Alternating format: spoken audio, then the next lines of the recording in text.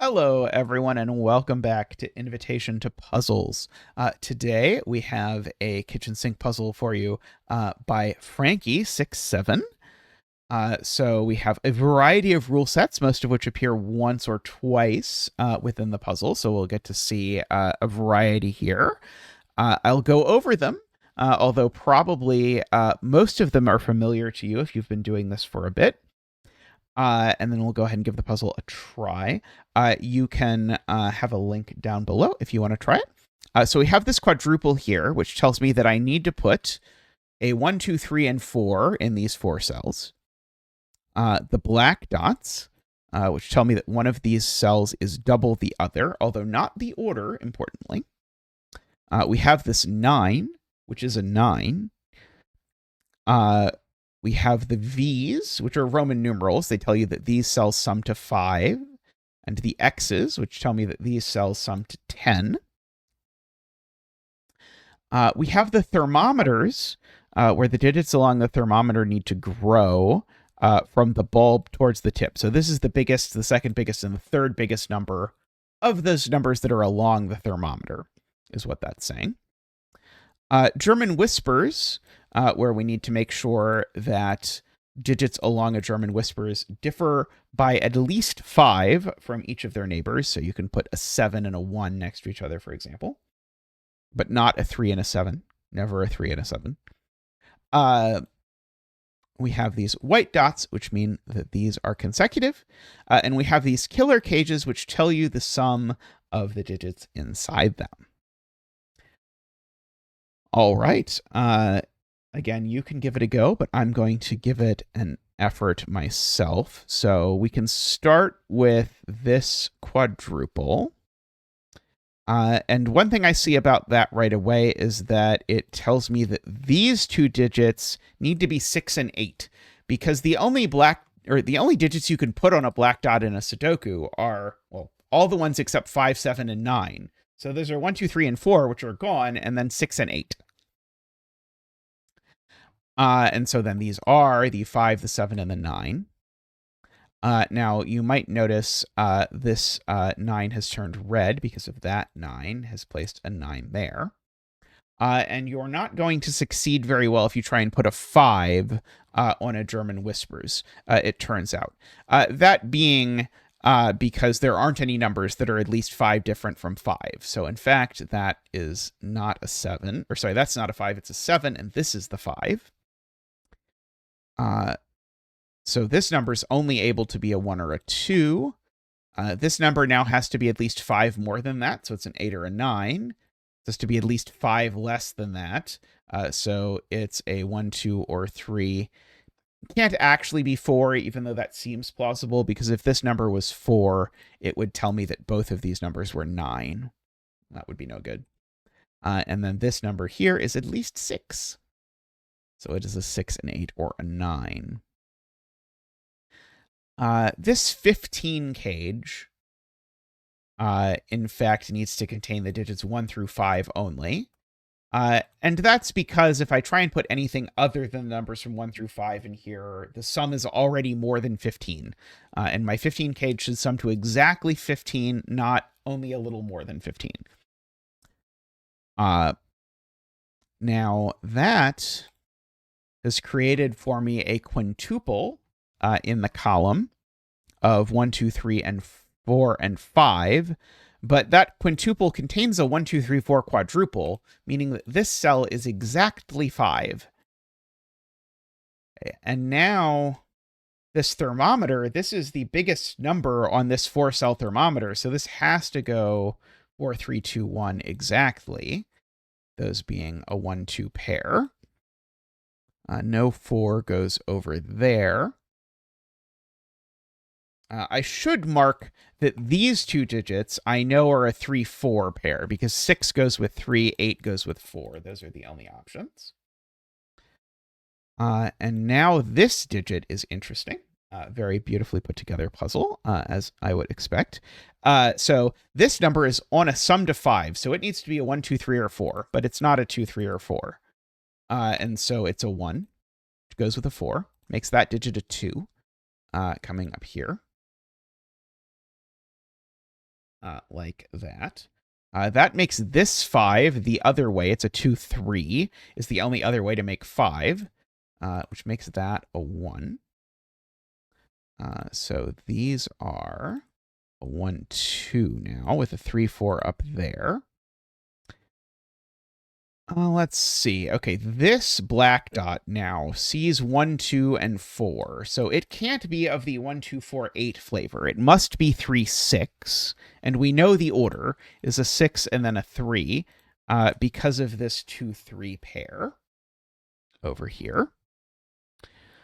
Let's see. Let's see. We know these are 6, 7, 8, 9. I don't know what I'm going to do with that yet. This digit can't be a 4. How about that? Because if this digit is a 4, this digit needs to be a number consecutive with 4, and the only options are 3, which would be over there, and 5, which is up there. So this is never a 4. It's always a 3 with a 6, giving me an 8 and a 4, giving me a 3 and a 4. Okay, and now this is a number that's consecutive with 3 that's not 4, so it's a 2. Gives me the 3 and the 2 over there. And because of this being an entropic line, this number here needs to be a 1, 2, or a 3, and only 1 is available. I don't remember if I explained this in the rules, but every 3 cells along this need to have a 1, 2, 3, a 4, 5, 6, and a 7, 8, 9. So one of these is a 4, 5, 6, and that one is a 4 because the 5 and the 6 in the column are gone. That one's not the 4, so that one's the 4. And now this is a 7, 8, or a 9. But actually, if you look at the column, the 1, 2, 3, 4, 5, 6, 7, and 9 are gone, so it's an 8.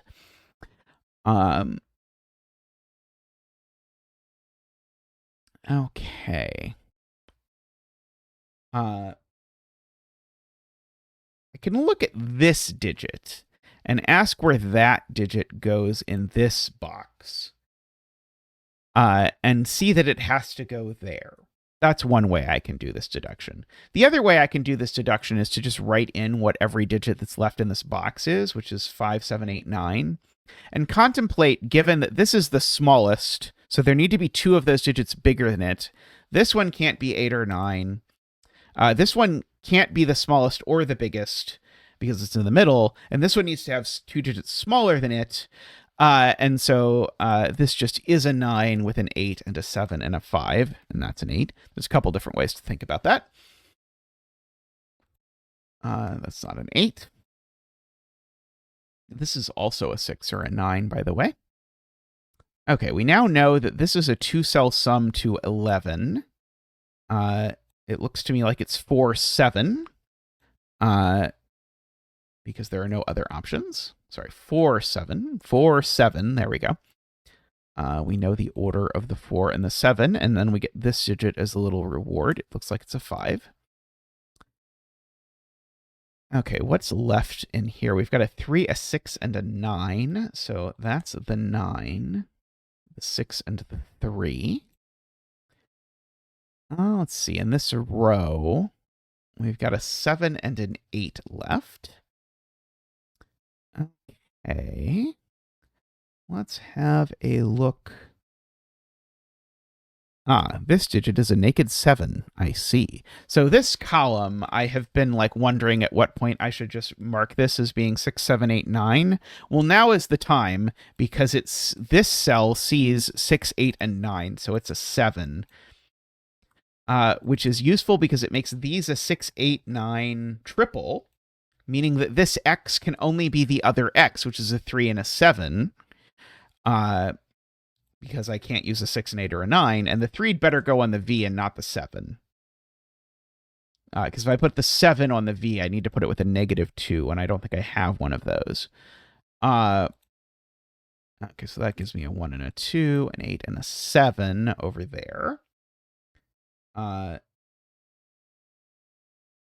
so the total here, well, there's a 9 involved, so it's either 9 plus 8, which is going to be a huge problem because 9 plus 8 is 17, and I'd have to make this a 10. Or it's going to be 9 plus 6, which is 15, which is what it has to be. And so that's going to be 7 plus 8 to make that work. So that's my 8 over down there. Okay, so this white dot has a 4 on it because it doesn't have a 2, 6, or 8, and the 4 goes there by Sudoku with a 5. That's a 1, just to finish off the box.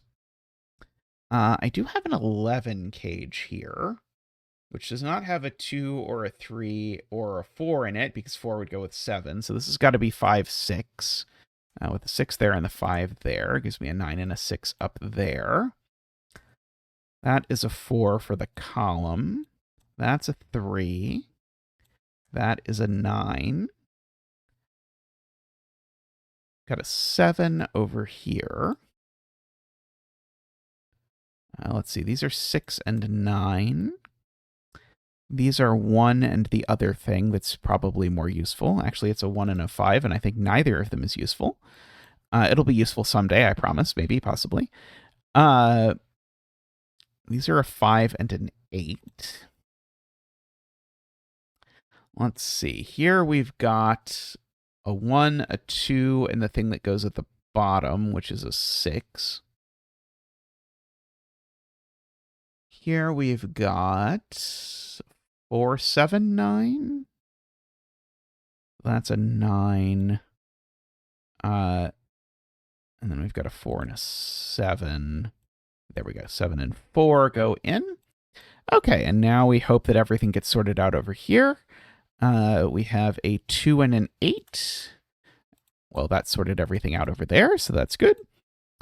Let's see. We've got a 3 to put in. We've got a 5 to put in, a 6 to put in, and a 7. Very nice. I hope you enjoyed that. I've enjoyed doing a couple potpourri puzzles in this series. They are some of my favorites in all of puzzling to do, so I hope you enjoy them as well. But huge thank you to everyone for watching. Let us know in the comments how you did with this puzzle, and I'll be back soon with more Invitation to Puzzles. Bye for now.